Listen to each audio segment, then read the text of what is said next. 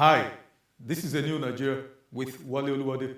This is your current affairs program where we critically examine the strategic issues that bedevil Nigeria's developmental aspirations and boldly offer simple, practical, but audacious ideas on building the Nigeria of our collective desires. On today's episode of the program, I have a very important guest, with whom we shall be examining the state of the nation, particularly as regards insecurity, our leadership selection process, governance, and all of that. But before that, here's my take on the tragicomedy of our anti-corruption war. But let me give you a caveat. I am not a lawyer, but I do have a more than fair understanding of the principles underpinning the rule of law and the criminal justice system, not just in Nigeria, but globally. So, it was Karl Marx, the German philosopher and political theorist, who said, history repeats itself first as a tragedy, and then second as a farce. Now, end of quote. Nigeria's criminal justice system can best be described as a maze of duplicitous complexities. It is an abracadabra, a magical conjurer's art, as you are never really sure of what to expect. A judicial system of anything is possible, including justice to the highest bidder.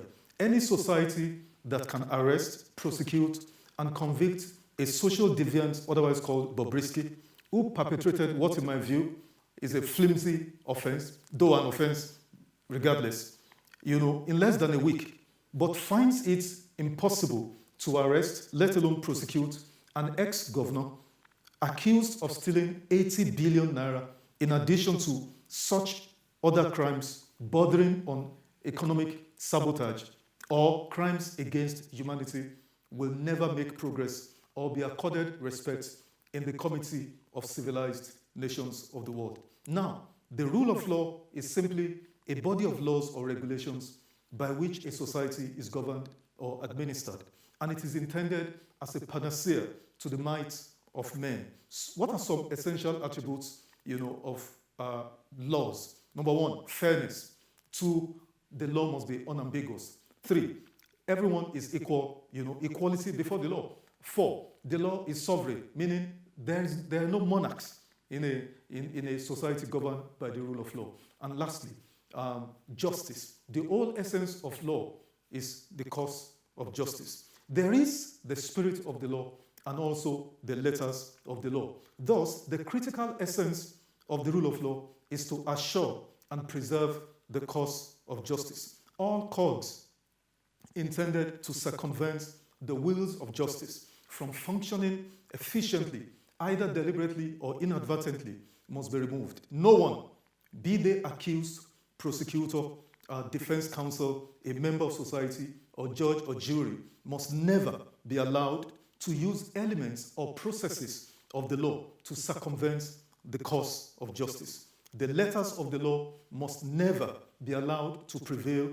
over the spirit of the law. And where doubts exist between the letters and the spirit of the law, these doubts must be resolved in favor of the cause of justice. However, Nigerian elites, what Nigerian elites have done in cahoots with corrupt lawyers and judges is to bury justice on the altar of legal technicalities, and the consequences stare us in the face. But it was not always so in Nigeria. So I state here categorically, with all sense of outrage, Nigeria is not waging any war against corruption, and Nigerians generally do not detest corruption or recognize the need for such a war.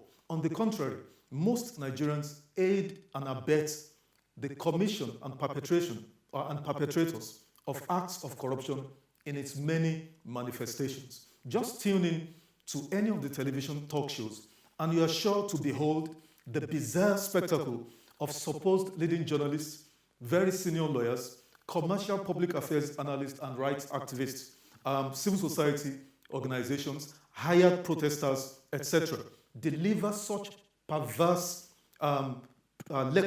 lecture on the rule of law and fundamental human rights, which is mainly a euphemism for the buying and selling of ex parte and interlocutory injunctions procured, from corrupt judges to hamstring, the wheels of justice. So what are my recommendations to dealing with all of this? Number one, we need to adopt the inquisitorial as against the adversarial system of criminal justice administration.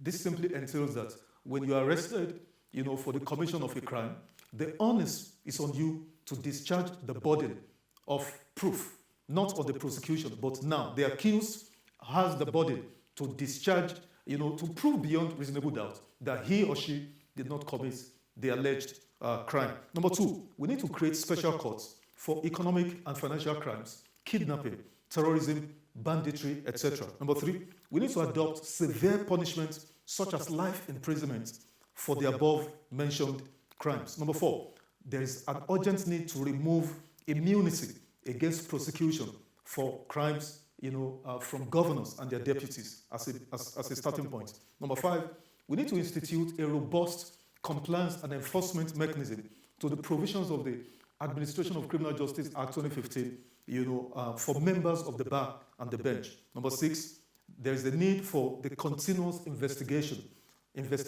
and prosecutions of members of the bar and bench and severe sanctions meted out to corrupt elements in their fold. Finally, to President Bola Ahmed Tinubu, you can't sit this one out or simply ignore it with the vain hope that it just blows away. Your efforts to woo foreign investors is Herculean as it is. Yet, there is no sane person who would invest in a country of strong men where lawlessness reigns. Remember, you laid your hand on the holy book to uphold and defend the Constitution of the Federal Republic of Nigeria. So, therefore, Mr. President, may I humbly request that you direct the Inspector General of Police, Mr. Kayode Egbetokun, to produce Mr. Yahaya Adoza Bello in court at the next adjourned date to enter a plea, one way or the other. It is the least that is expected of you, sir. And that's my take. Now, we'll take this short break, and when I return, we'll get right into the conversation with my guest. Please stay with us.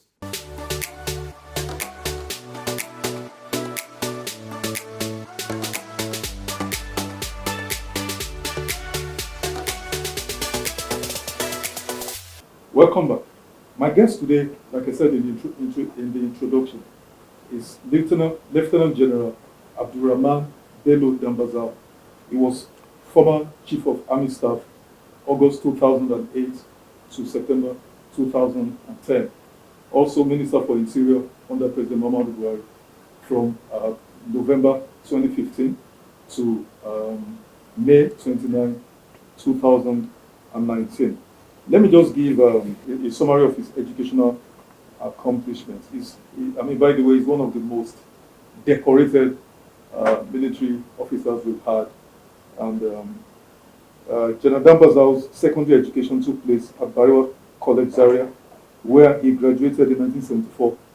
Later in 1974, he proceeded to the Nigerian Defense Academy as a member of the 17th Regular Combatant Corps. He was commissioned as a second lieutenant into the Infantry Corps of the Nigerian Army in June 1977. Interestingly, in 1979, General Dambazau attended the U.S. Army Military Police School at Fort McClellan. General Dambazau later on obtained a bachelor's degree in criminal justice from Kent State University in America, and then in 1982, a PhD in criminology from the University of Kiel in 1989. There are so many other accomplishments, but we'll leave that for now. Good afternoon, sir. Afternoon. How are you? I'm fine. Nice to meet you, sir. Thank you. It's a pleasure having you on the program. Yes, it's a pleasure too that I'm here. Yeah. Yes. Let's get right into our conversation today. By the way, you turned 70 March 14th this year. By the grace of God. Yes. Yes. But you don't look 70. Well, Secret. Well, I don't know if there is any secret as such, other than the fact that I always want to have a peace of mind. I always want to be contented with whatever I possess, and I also want to do some exercise, eat well, whatever I can get, and also live in peace with others. I think that is, if there is any secret, I would say that is the secret. But having peace, living in peace with others. Yes. I think it's very important because it's a very small world. Absolutely. And it's a very short time that we have on earth here. Absolutely. So if we understand that, but that doesn't explain, why I'm 70. I'm sure also the grace of God. Yes, it's grace of God. Really, it's good on you. Yeah. When I'm 70, I'd love to look. Yeah.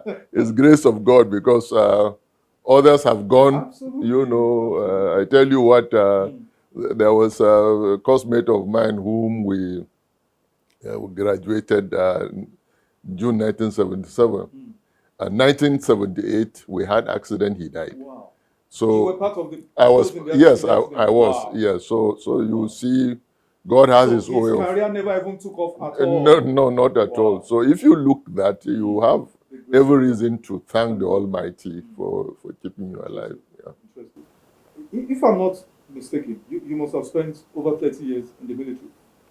Yeah, I spent about 35, 36 years. Okay. Yeah. 36. Thereabout. Eventually rising to the highest level as Chief of Army Staff, and then the highest rank available, to the officer cadre, that is Lieutenant General. Well, the highest rank so far in our army has been General 4-star. But they don't give that to even the Chief of... No. Normally, whoever becomes the Chief of Defense Staff exactly. That's who they gets that. But at our level of the service chiefs, is 3-star. Yeah. Exactly.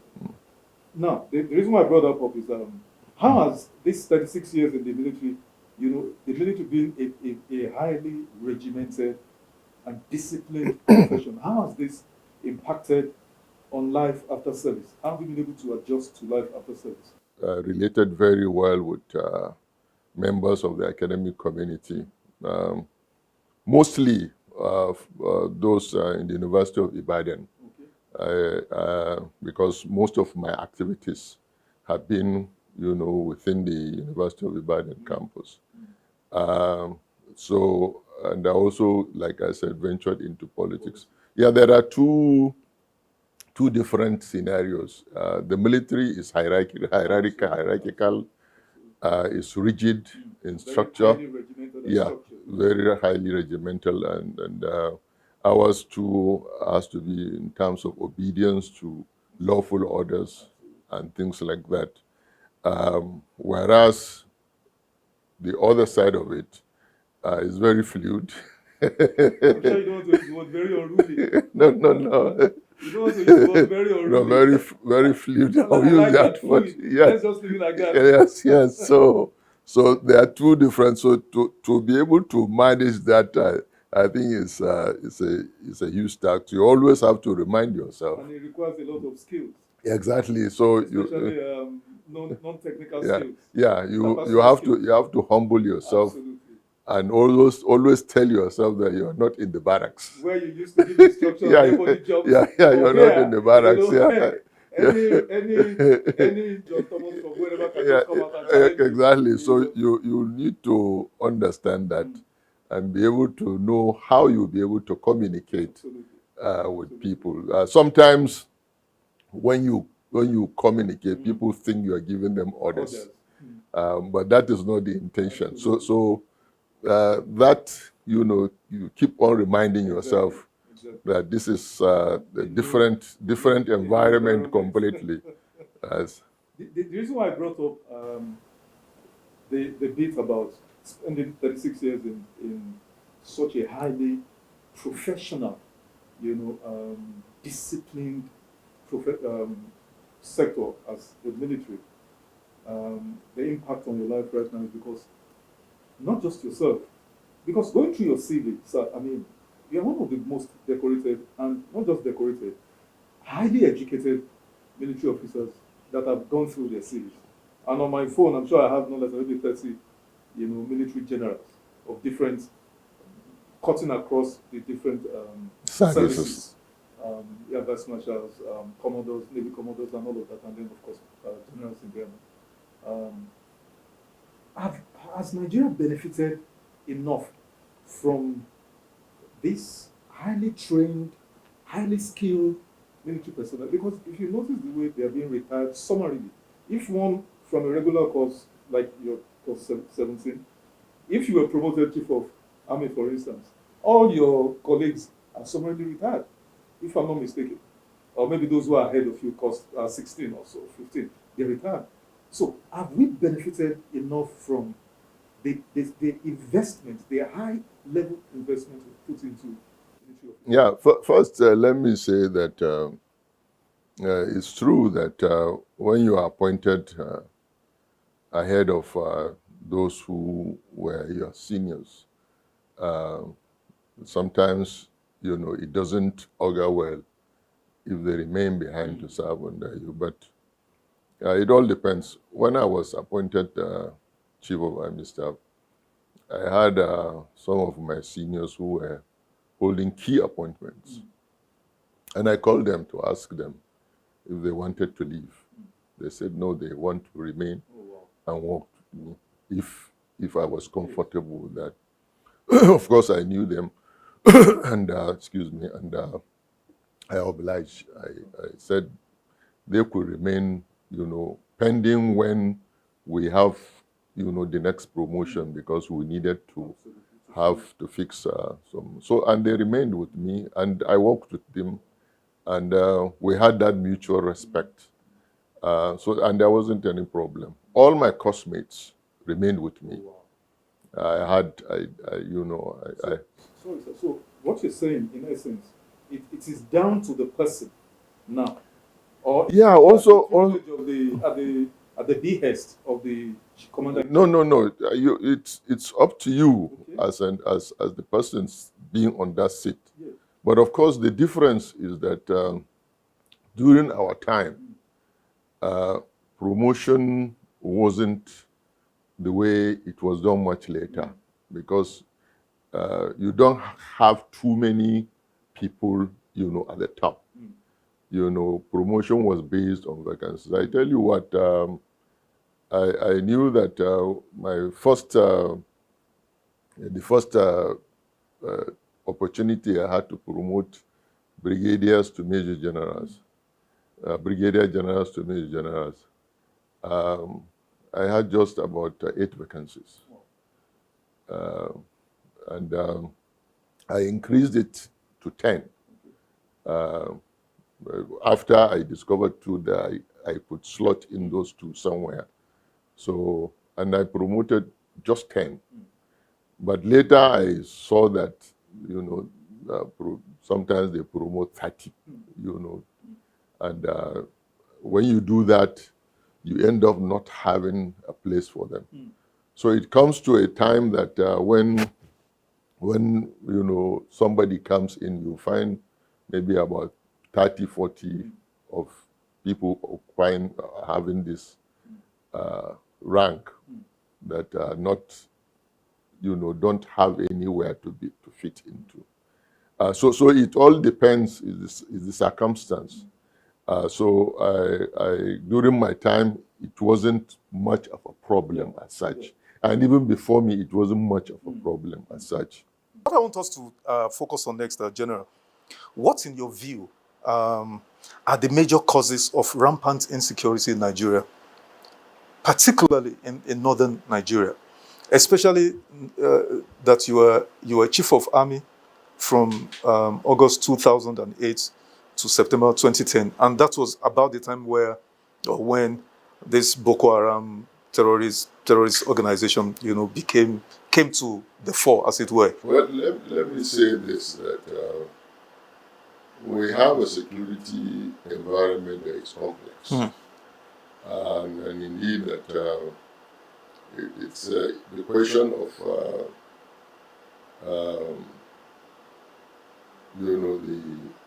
how serious the situation is. I would like to tell you that every geopolitical zone contributes in one way or the other to the insecurity. And of course, the issue of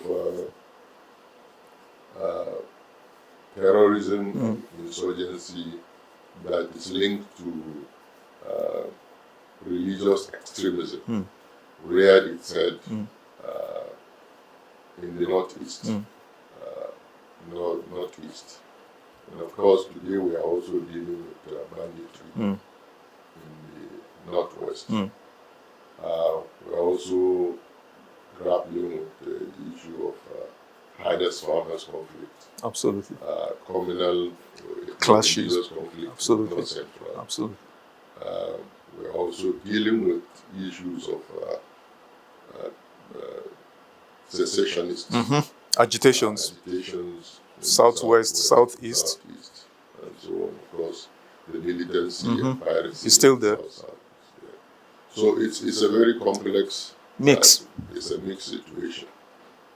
What is behind it? There's so many things I would say behind it. One, as it is today, most of these issues have transnational implications. In that they also involve cross-border criminal activities in terms of firearms, proliferation of firearms, smuggling of firearms, smuggling of drugs, human trafficking, and also the cascading impact of climate change, which also has been the driver of farmers clashes. Because of environmental search for water and pasture for cattle. Yeah, environmental degradation. Exactly. Depletion of ozone layer and all of that. So on and so forth. So it's a mix. And of course, too, that comes along with other economic issues of poverty, unemployment, exponential population growth, which comes with youth bulge. As you know by statistics, I think National Bureau of Statistics Absolutely. has shown that over 60% of the population is youth, very young. And so most of them too, we have problems of acquisition of skills. Most of them are unemployed. And also we have that significant part of that population also abuse drugs. So all these factors that we should. And of course, the bigger part of it too is corruption within the system. Corruption in high places. And I think part of the reason is that lack of accountability, transparency in the system, and also adherence to the rule of law and respect for human rights. Those are key ingredients in any democracy. Without them, you cannot really consolidate democracy. So these are factors that we should also always put in our minds. Fantastic. I mean, I was well, let me say I'm not surprised, at your response. We share something in common. When I went through your bio, we share the same zodiac. Oh, okay. Yes, you're Pisces, obviously. Yes, I'm a Pisces too. So, I'm mightily impressed at your response. Let's take a short break. Then we'll continue to dig into this. All right. We'll take this short break, and when we come back, we'll continue with the conversation. Please stay with us.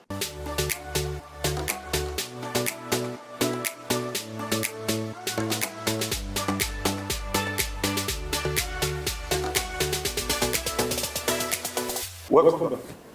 General, like I said, you taught the force, as it were, I was mesmerized, really, the way you captured all of those causative factors. And broadly speaking, they could be summarized under failed governance system, largely. Most of what you described could be summarized, and if not entirely, under a failed governance system. And let me give you one that grieves my heart. No matter what we do, I am of the strong belief, if we have 20 million children out of school, that has got nothing to do with transborder crime. That has got nothing to do with illegal flow of arms into Nigeria. That has got nothing to do with desertification, climate change. That is purely a failure of government. And you touched on it when you said, the last 3 bits of the causes that you mentioned: failed government, inability to deal with corruption, inability to punish, perpetrators of corruption in high places, like we have live cases right now. We'll touch on, briefly. But let me go back to the issue of, because it's not just kids not having skills, but not even having education. And that brings me to the issue of northern Nigeria. All the negative stats that the National Bureau of Statistics releases every month, the North takes 70 or 65%. Of the 20 million out-of-school children, the North takes 65 to 70%. Unemployed youth in the North, abuse of drugs in the North, access to, youths abusing drugs in the North, underage girls marrying, population bulge. If Nigeria's population is growing at 3% and our GDP is growing at maybe 2.8 and whatever, how can we ever solve, mass poverty? So, incidentally, last week, 10 governors from the North went to the United States of America to attend a conference organized by the United States Institute for Peace. Guess what? The theme of the conference: to find solutions to the problems in the North. You are smiling, General. That was what I was smiling to. And the best response to this was given also over the weekend by former governor of Jigawa State, Alhaji Sule Lamido, who lambasted them. What do you have to say about this, General? I don't Sorry, sir. Sorry to butt in. The more the military decimate the ranks of the terrorists and bandits and kidnappers, it's like they kill 1,000 today, another 5,000 emerge. You follow me, sir? So if we don't remove these kids from the streets and give them education, give them skills, we're wasting everybody's time, sir. Sorry, sir. Yeah, first, I don't know which one you want me to start. Start from wherever, sir. Oh, okay. The issue of governors visiting the United States to discuss issues of insecurity in the North. The United States Institute of Peace. I'm not sure this is the first time. Of course. That has happened a couple of times. But I agree that such discussions could take place here. But I also want to say that in international politics, you do have strategic partnership.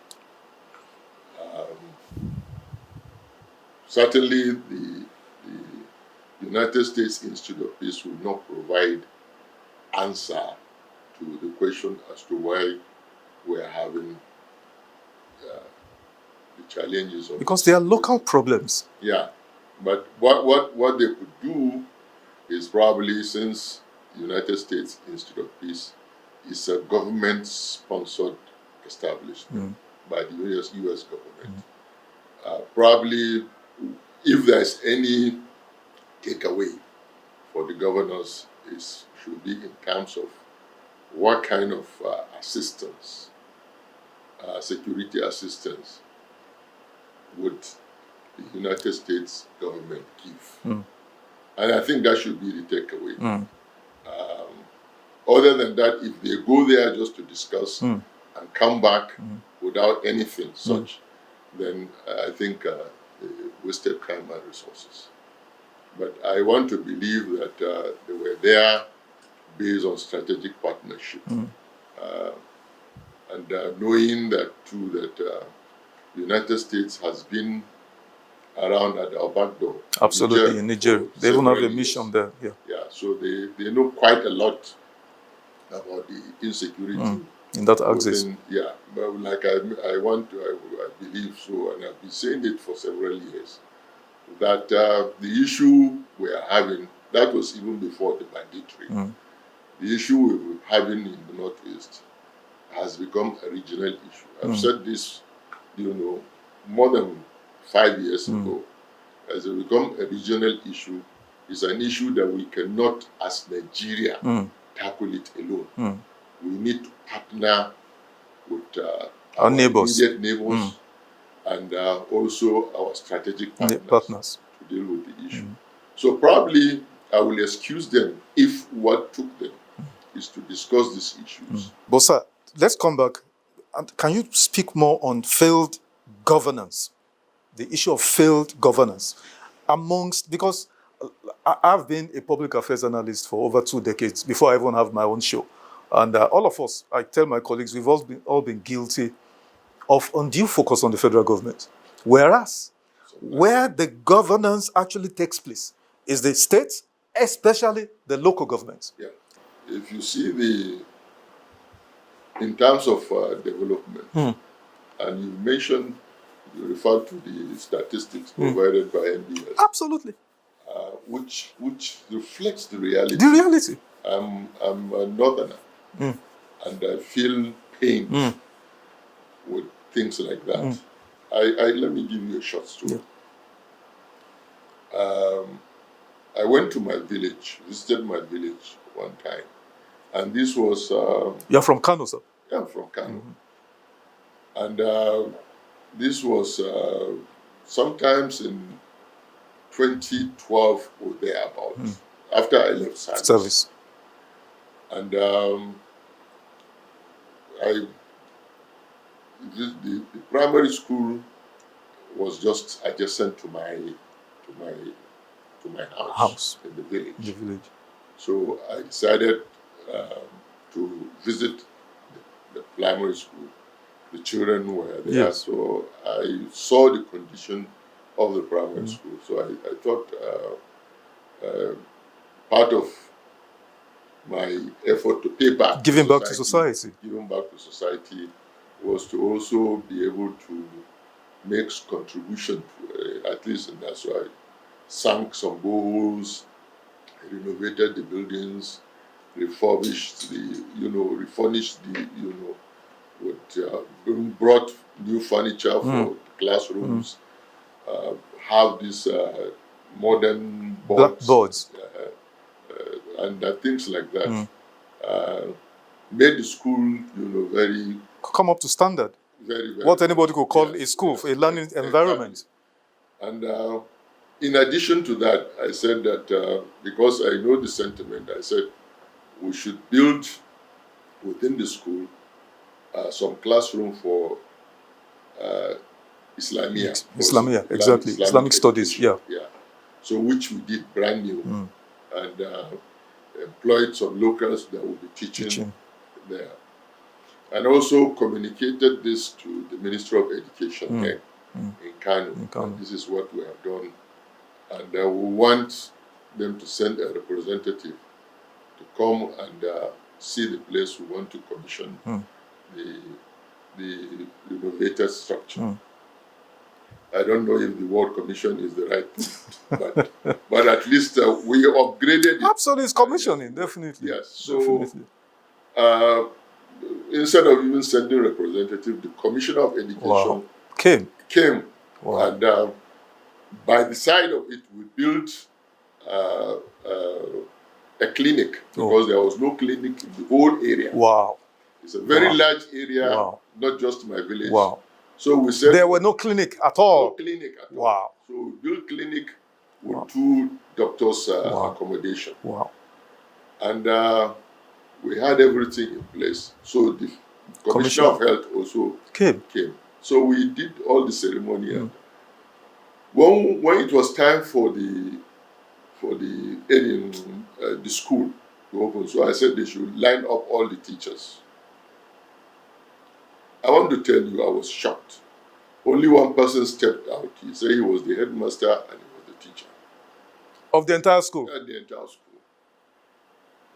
So this is typical of, to show how serious we are about the education in the North. And this is true. And so what you, just last night, somebody sent me a video through WhatsApp showing me something like this, that this is within Kaduna State. Wow. And which I didn't make comment, but he said this is all over the North. Wow. And I know because I had experience. Personal, so I had personal active involvement. Yes. So I believe that if we don't get education, agriculture, health, these three areas in particular, correct, we will continue to have these issues. Wow. You mentioned that by UNICEF, you mentioned 20 of course, million. yes. But the last statistics I read was about 18 million out of schools all over the country. Exactly. But the bulk of those were in the North. In the North. You see, mosquito breeds where there is stagnant, dirty water. A conducive environment. Conducive environment. So does insecurity. Absolutely. So these chaps that are out of school, going all over the places, unprotected, they become vulnerable to all kinds of things vices that are illegal. And this is where the governors, the chairman, local government must be up and going. And this is not possible in this country now unless you have the fear of the Almighty God. Unless you always think that one day all this wealth you're gathering, you will die and leave them behind. And beyond that, you will stand before Almighty God and give account. Yes, and give account. But most importantly is the fact that leadership is a trust. Absolutely. And that trust, apart from what we talk in political science, the issue of social contract between the government and the people, there is that contract because the Almighty gave you that trust to handle. Absolutely. He chose you to handle that trust. If you don't do it, you will answer. So I believe that since we are very religious people, very, whether Christian or Muslim, extremely religious. So people should have that fear of God in their minds. So I want to agree with you in total that the issue of human capital development in the North is really very low. It's very important that we focus our attention on that. We must ensure that our children have the necessary education and skills that will enable them be part of the society, contribute to society, and also live a life that is free of vices. Absolutely. And I think it's very, very important that we drive that.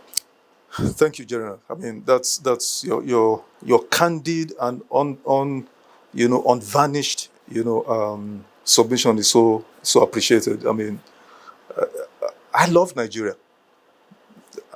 Not just where I come from. I love Nigeria. I'm very deliberate with my words. I love this country. I've been in Abuja since '96, off and on. I've gone outside, I've lived, I've come back.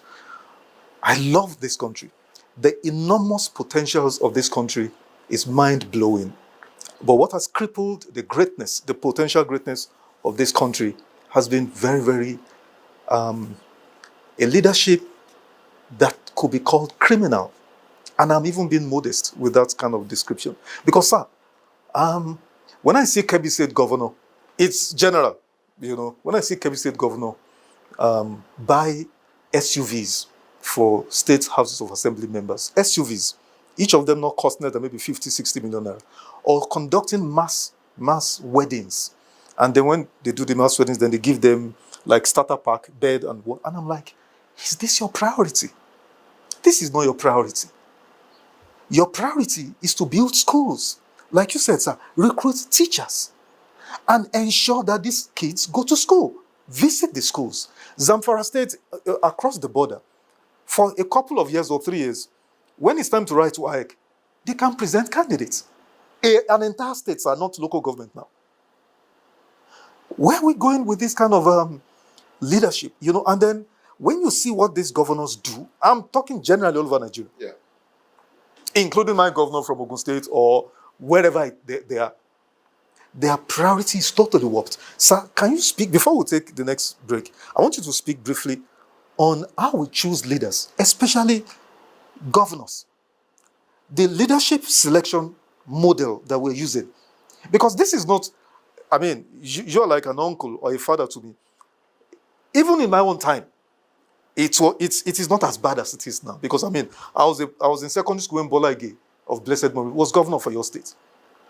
We can never compare the kinds of Malam Aminu Kano, Balarabe Musa with this set of governors. So, can you speak to this, how we select leaders in Nigeria? I don't think there's any deliberate process designed to select leaders in Nigeria. I don't think so. I think leaders come up by chance. Wow. First and foremost, we're in democracy. And since we're in democracy, leadership comes through elections. And what is the capacity of the electorates to decide on who to pick or who to vote for? What informed their decision to vote for A, B, or C? Okay? Now, as politician, all he wants or she wants is the vote. And they can take any means to get the vote. And there are 3 factors that I know of today that politicians use. Ethnicity, religion, and money. Wow. Those are the currencies for mobilization. And because of, the status of the average voter, its level of education, sophistication, exposure, enlightenment, and all of that. Yes. He is most likely to fall into the trap of any of these 3 things. Sir, let's take a short break. We'll continue just try and keep your thoughts, sir. We'll take this short break, and when we come back, we'll continue with my guests. Please stay with us.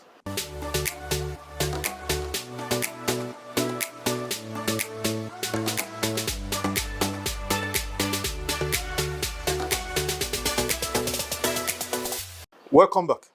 Sir, I want you to land on the thoughts on leadership. You said something so profound in the negative sense, because it's true, but it's so profound. If we don't have a system of nurturing or grooming leaders, an array of leadership candidates from which the electorate, because we're in a democracy, the institution that provided Nigeria the most leaders in our history, 62 years, was the military that you belong to. In a democracy, the institution that provides, a number of leaders from which voters will choose from is the political party. And I agree with you entirely, sir, because as against, take the United Kingdom, from which, I mean, we were the colony of Britain before we gained independence. I wrote an article years ago in the Disney newspaper that what did we learn from Britain? Because we can't build or nurture credible political platforms, no ideologies. So you can be in A today and then tomorrow you're in Z, you can move for whatever reason. Sir, can we make any progress like this? Yeah, you see, because the average politician, and I'm not castigating politicians, yes. Because we're discussing absolutely issues that, and trying to find solutions. Interest. Yes. But you know, the average politician, and I'm not saying all politicians, follows his personal interests. So if he goes to platform A, his interest is not there, he moves to B. From there, he can move to C, back and forth.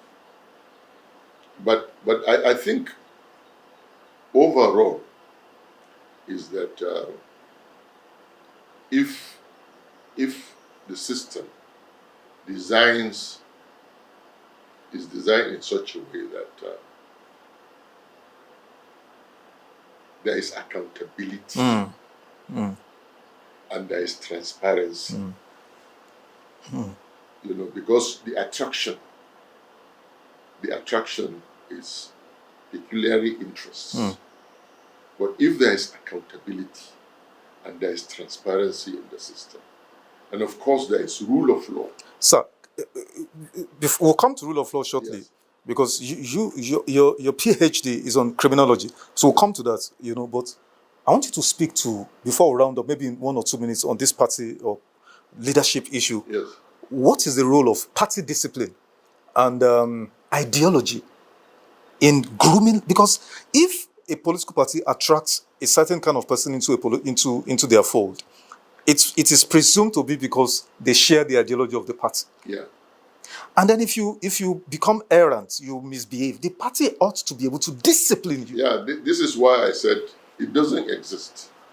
There is absence of that. And this is why it is easy for A to move. You have to move from A to B, and you'll be accepted in B. And sometimes if you're lucky, immediately you move, you become something. Our criminal justice system, I describe it as a joke, actually. It is easier to convict in a week a social deviant called Bobrisky. He was arrested, prosecuted, convicted in a week on what I term a flimsy offense. It could be a crime, but to me, it's flimsy in terms of the repercussion on society. Now, juxtapose that with, as against someone who presided over a state, allegedly stole 80 billion plus naira, and the charge sheet I read, you see this list of properties acquired, that even if you want to give the man the benefit of the doubt, you know that there's no way. Your father was not Dangote or Abiola. Just to effect simple arrest, it has become a national scandal. And the reason why, you know, it was Karl Marx who said, history begins first. Karl Marx, the famous German philosopher and social political theorist. He said, history repeats itself first as a tragedy, and then later on as farce. What Yabelo is doing now was done by Cecilia Ibru of Oceanic Bank, Francis Atouche of defunct bank PHB, Erastus Akimbola of defunct Intercontinental Bank, former governor of Delta State, James Ononefe Ibori, Dipre Alamesiela, late of governor of Bayelsa State. All these guys had deployed state power to resist, to show that they are above the state. And the common principle of rule of law is that nobody is above the law. Sir, can we continue in this manner and build a society that's, because the president is going everywhere trying to bring in investors into Nigeria. I don't know if you're part of those who believe that. It does not matter what this environment is. Because as it is currently, this is like a jungle. But investors will come. I think that's insanity to think like that. Because it's not going to happen. I don't know what you think, sir. Well,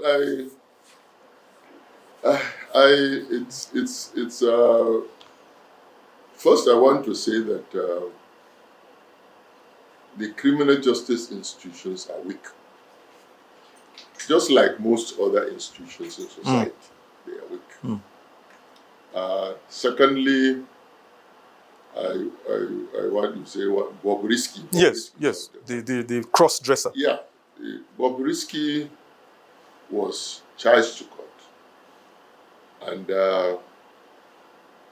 he was arraigned, and he pleaded guilty. Guilty. He didn't offer any defense. Yeah. He pleaded guilty. Pleaded guilty for the offense, and based on his guilty plea, yes, was he convicted. was convicted and sentenced. That was straightforward. These others, there is one, I think. Yes, there's another one. There's another one. Socialite, the same thing. He came. Yes. He said he was not guilty. He got, the people are celebrating that he's smarter, he got a lawyer and all of that. Well, the thing is that, you see, in the system, there is due process of law. One, the system presumes you innocent until proven guilty. And it says beyond reasonable doubt. And how is that proved? You are given opportunity for fair trial. Sorry to interrupt you, sir. Yes. When Justice Aloma Mokhtar, yes, the only female Supreme Court justice we've had, I know her, yes. She did set up what eventually became the Administration of Criminal Justice Act 2015. Yeah. All of that was to the intent that all this nonsensical interlocutory injunction, ex parte injunctions, that the elites of society, politicians, adopt, because where I get highly offended is when we start talking about due process of law. Yeah.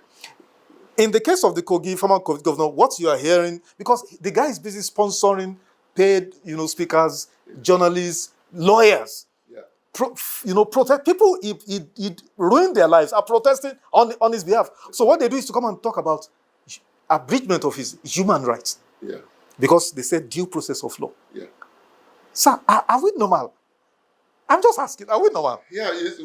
We are still coming back to what I said. Yes. You said it's weak. Where a system, I think it's collapsed. You said it's weak. I think it's collapsed. But where a system has no means of accountability, exactly, and transparency. Exactly. I've said it.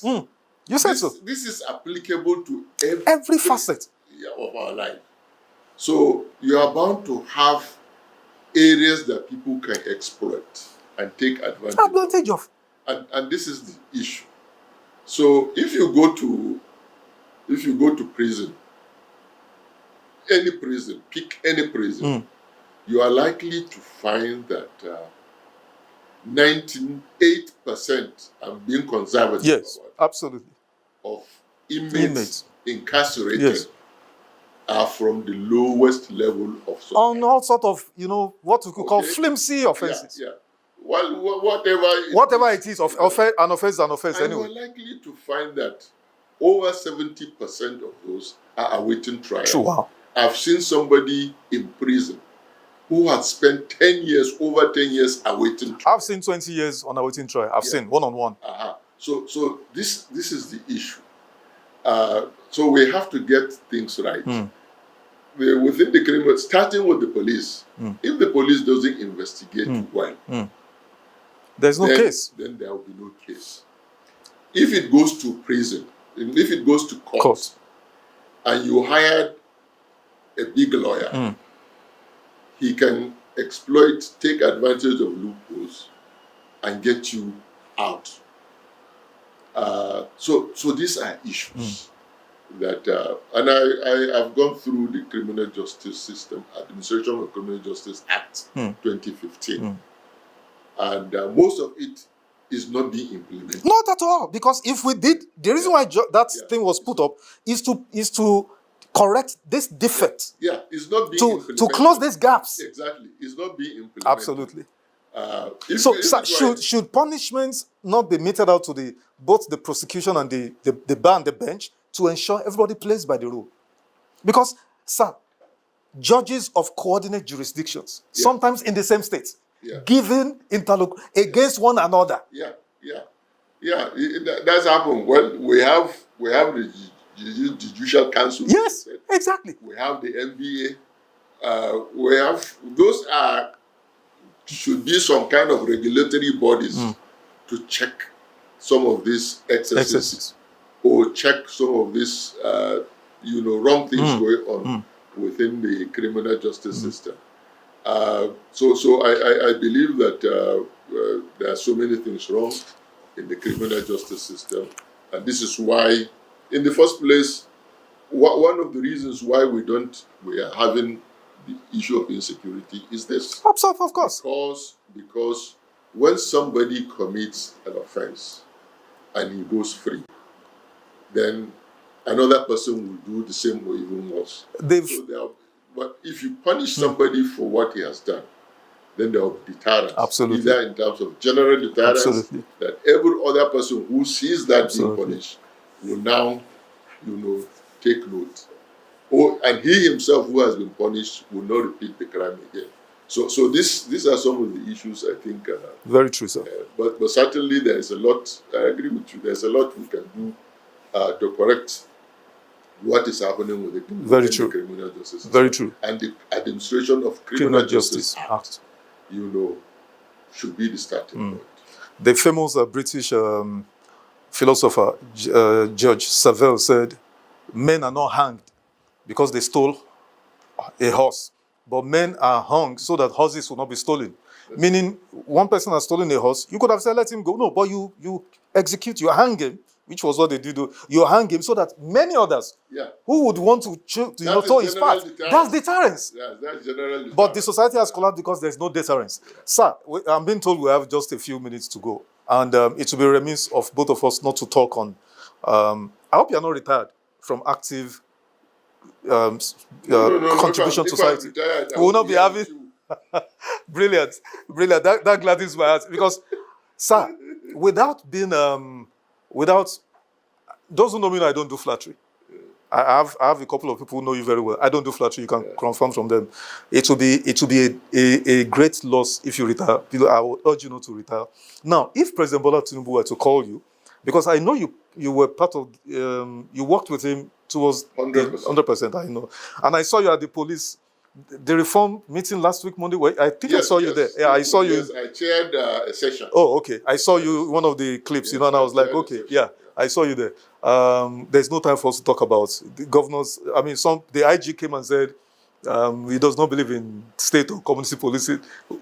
30 seconds, what do you think about that? Are we ripe for it? Community policing? Well, I tell you what. Are you talking of community policing or state policing? No, I had a conversation with somebody last week, and we both agreed the proper nomenclature should be community policing. Yes. What is causing apprehension, which I totally understand, is that if you give powers of coercion into the hands of these people who call governors, we all know is the way it's going to. So let us take policing to the people. Let the people police themselves, of course, in a structured way. Do you agree, sir? Well, I am for anything that will ensure law and order in society. Brilliant. Lastly, sir, if your phone rings now and the caller turns out to be the president and he says, my dear general, I want you to help me. I need your advice. Can you be my advisor? National security advisor. Anything in that. What would be your opinion? What would be your response?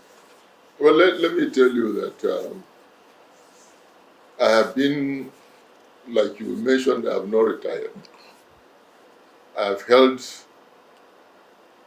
strategic appointments in this country. Through the taxpayers' money, I got trained and I rose to be a general. And through taxpayers' money, I acquired education up to PhD. And I'm 70 years old. I have no reason to reject any opportunity to give back to society.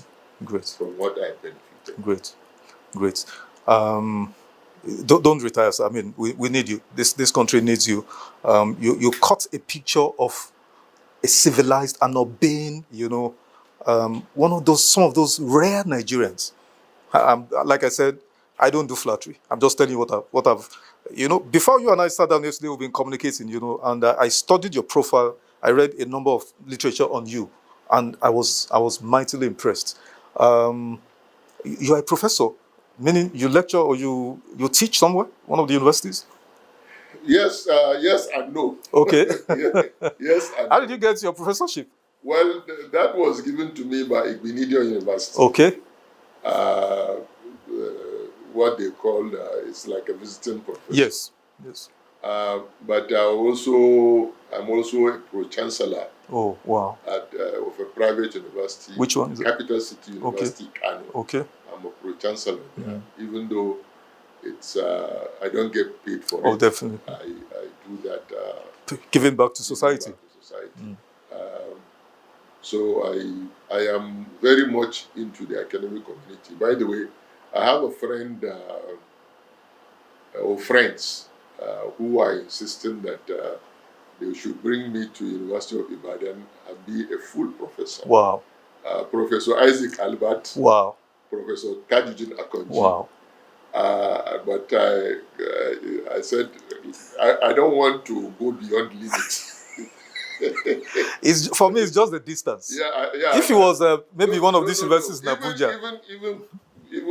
Even because I also, you see, after retirement has been the very first time that I stayed very closely with my family. Exactly. You know our job. Of course, you're being taken everywhere. Takes you there, exactly. Takes you there. Exactly. And I'm enjoying my stay with my family. I will show you. But there's nothing wrong.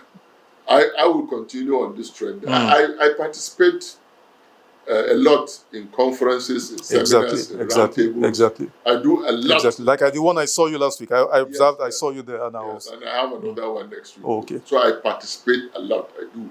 Fantastic. Both within the country and outside of the country. So, Fantastic. and I think, and I do. Of course, you have a rich, reserve of knowledge to give, to share, and all of that. I don't want to, and also write. I say the best thing I want to do is I have a book that is being used at the universities. Oh wow! As part of the curriculum. Criminology and Criminal Justice. Wow. So I'm intending to write another one for use by students. Wow. Criminology and Security Fantastic. Studies. So that much I will continue to do. Fantastic. And the university once in a while invites me to give. I just came back a few months ago or weeks from Northeastern University in Boston, where they invited me to talk to the students. Fantastic. So once in a while I do that. Yeah. Great. Nice having you on the program, General. And I hope, Nigeria is every day there's one trouble, there's one issue coming up, and your voice is very critical. Your voice is very important. I hope whenever I reach out to you, you would always oblige, the public. Sure. Thank you so much, General. Thank you. Nice having you on the program. Now, that's the end of the program today. But before I go, let me seize this opportunity to remind you, viewers, that if this program means anything to you, as it does to me, like I said before, if I was not the anchor or producer of this program would be my favorite television program, simply because of its rich content, brilliant analysis, and objectivity. So, but the challenge is that we need sponsors and advertisement to keep this program on air. The cost of running a TV station 24 hours is enormous. If you operate any business in the Nigerian environment, it is daunting keeping any business afloat. So I'm appealing to you, good-spirited Nigerians or corporate bodies, to come to my support to keep this program on air. And that's the end of the program today. Subscribe to my YouTube channel so you can watch this video and all the others that are there. Particularly with regards to this video, the full-length version will be on AIT Online and on my own personal YouTube channel. You can go there and watch it if you don't want to wait for the next episode next week to see the concluding part. So, like I always say, change requires action, and positive change requires positive action. I believe in a new Nigeria, and it is possible. Bye for now.